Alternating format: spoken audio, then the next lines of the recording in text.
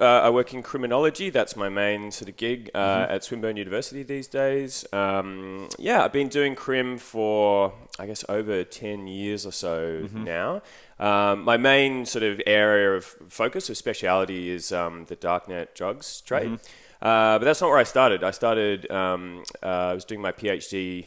Wow, yeah, it was nearly 10 years ago now, studying vigilante gangs in a shantytown in Johannesburg. Wow. Yeah, which was it was interesting. It was pretty hectic, as you can imagine. Out, it would have been. Well, yeah, it was really interesting talking to people there. Basically, very high crime sort of neighbourhood. About 80,000 people there. Very high rates of unemployment. But police do not go into these settlements. They're persona non grata. So, basically in an environment like that, people want to do something about crime, but the government's not there to help, so they improvise. And that improvisation can get pretty scary at times. Wow, really? Johannesburg's one of the most dangerous cities on the planet, right? Would that be fair to say? Yeah, I think outside of any sort of active war zones, it'd be up there somewhere. Yeah. I actually thought I was going to die in Johannesburg once. I've only thought twice that I was...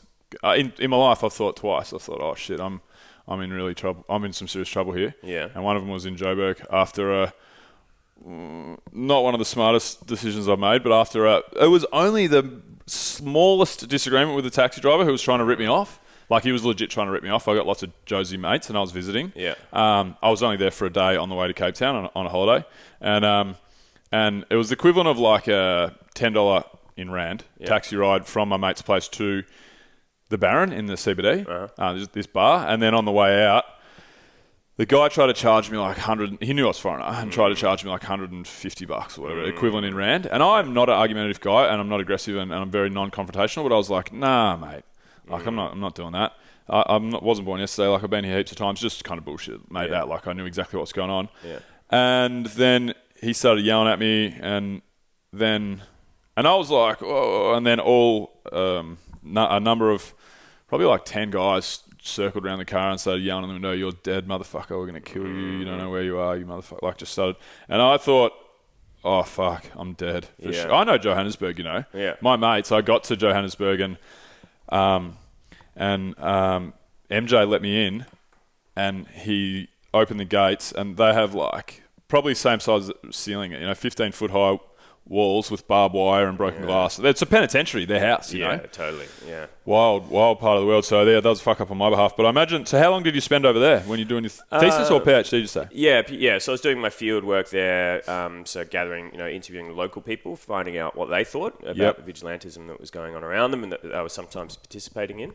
Because, that's the thing, people hear, like scream in the night or something. Here, typically what people do, first thing, you get on the phone to the cops and then maybe you peek your head out the window and see if you can, do something. Whereas, if you know the cops are never going to come, people start banding together. And it's a really dangerous situation because you don't know what's happening. And very quickly a crowd arrives and the crowd makes a decision. You've got about 10 seconds to convince, the first few people that come into the room actually, no, this isn't what it looks like.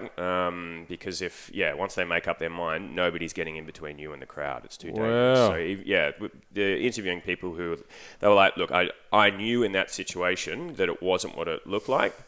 I knew, my friend was innocent or, whatever. But once you step between, the crowd and who they've decided in that moment is, responsible or the criminal, the baddie, then you become part of the baddies as well. If 100 people, 200 people all want to get a kick in, there's not much left of the person usually by the time they're done. Oh man, that's horrific.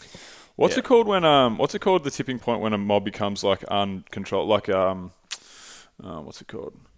Oh, there's a tipping point somewhere, isn't there? Where obviously, if so many people become, up in arms and aggressive and so forth, that it goes too far and it becomes one in all in. Yeah. There's a term for it, I think. Yeah, I know what you're getting at. I don't know what the term would be either. But that's basically what we're studying. It's like when, like crickets and locusts are the same thing. Yeah. But, once you get a certain amount, they start swarming and behaving in a different way. Right. And humans do the same thing. Have you read Civilized to Death? No, I haven't. Oh, I just finished Civilized to Death. That's the Christopher Ryan. Yeah, I read Sex at Dawn.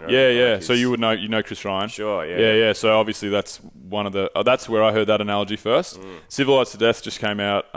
Probably 2 months ago, and I just finished it on Audible about a week ago. Yeah. I think it's a great analogy. Yeah. It's a scary, sad, but great analogy. For the human being. Yeah, or kind of like a stampede, as well. Crowd dynamics are really scary because most people there, the people I was interviewing, said that they didn't actually believe in capital punishment. They believed in corporal punishment, and then when they caught someone who was, hurting someone or stealing something, they'd want to give them a good kicking. But they didn't want the person. They wanted to stop at the point where before someone gets permanently injured or killed. But the crowd doesn't do that. Most vigilante attacks end in death. Really? Yeah. So there's this real, and then people feel guilty because particularly if the person was found to be innocent afterwards. So there's a lot of... Who finds them to be innocent? Just the crowd, just the locals, they find out. Yeah. Just by anecdotal evidence that the person was innocent. It was a misunderstanding. It was it doesn't want to look like... Or the person was actually, it was the other person who was responsible, So none of this stuff goes reported. So the only people reporting this is like journalists and so forth, people that are in there studying or like film crews. Because it seems like when you're in places like I've seen Louis Theroux documentaries in Joburg and stuff. It seems like who else? Ross Kemp and gangs and all these documentaries that have been out. It always feels like those people are welcomed in to tell the story, and it's like they're out of bounds. For is that kind of what it's like? Yeah, but cops can't go in there. Yeah, that was right. So the vigilantes. So originally, when I wanted to do my PhD on organised crime, but of course, organised crime groups in Australia or anywhere around the world typically don't want a PhD student hanging around with a notepad saying. So you said I'll do disorganised crime. Well, this is the thing. I was kind of in a bit of a funk because I was like, I don't want to do a media analysis. I wanted to go out and get my hands dirty somewhere. And then I read about these gangs essentially that go around. They kill people. They they use a lot of extreme violence. Some of them are very organised, like the ones Louis Theroux was interviewing. They've got 100,000 members. Some of those organisations. Chapters across the country. And they're very happy to talk about what they do. A, because they're not scared of the police. And the police often turn a blind eye or are sometimes complicit in whatever they do. But B, they don't think they're doing the wrong thing. They see what they're doing as a community service. They're taking out the trash when no one else is doing it. So they're very happy to talk. Well, I actually I've been to the favelas in Rio and done the regular favela tour, and I actually went to a couple of favela parties, one with a tour and one on my not on my own, but one we just rolled in. And I learned a little bit about how they kind of do things over there in Rio, and it's very much the drug dealers. And correct me if I'm wrong. You probably know more of it than I do because maybe it's just through your research, or I'm not sure. But the drug dealers and gang members basically were like the community servants. Yeah, like they paid for the schools, paid for the roads, paid for the but everyone that was in the favela had to be on their side when it came to police involvement and like drugs and basically in drugs. Yeah. So like if the police were ever coming in, which it's very rare that they would have like all the locals would be on lookout and they would let they would go up the hill, They would signal to this person, to that person, to that person. Everyone would know, and there's walkie-talkies and people with guns in every corner. But it seemed like a well-oiled machine. Yeah. Like these favelas in Rio, I don't know about obviously Joburg and other places, but these favelas in Rio, they had schools and art galleries and soccer stadiums, and it was crazy. Yeah. Like it was pretty it was shantytowns, slums, but it was surprisingly well organised. Yeah. Is it like that in Joburg? It's a little bit different. I think the main difference would be the money, because there isn't a drug trade that's being for export that's bringing back money into the place. But at the same time, I mean, the first time I went to Zandspreek, which is the settlement where I did my research, it's a slum, but it was weird. I was sort of expecting rubbish on the ground and a dilapidated kind of place. But people would be living, in houses that are made out of refuse, but they'd paint them and there'd be a little garden out the front. And there would be raw sewage, down the main sort of, dirt track.